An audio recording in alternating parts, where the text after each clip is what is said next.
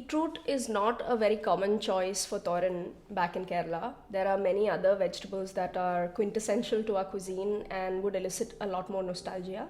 But I have a story for why we chose this particular dish as our first Thoran recipe. A few years ago, a friend of ours, Shalin, was coming over for lunch, and I really wanted to make a traditional Malayali lunch for her.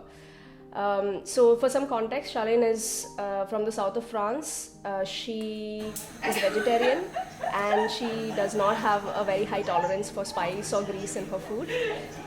And the first dish that came to mind when I was thinking of what to prepare for her was thoran. It's light, it's vegan, it's quick to prepare, and it's easy on the palate. And I didn't have enough time to go to the Little India where the Indian grocery stores are, and I picked up a vegetable that I'm sure is found everywhere in the world, beetroot. Only much later did I learn that she hates beetroot. It's one of her least favorite vegetables, and this was one of the only dishes made with beetroot that she enjoys. A few months later, Charlene took this recipe from us and she made it herself at home effortlessly. So that's what convinced me that this is a dish that can be made literally by anyone, anywhere in the world, and that's why we chose to share it with you.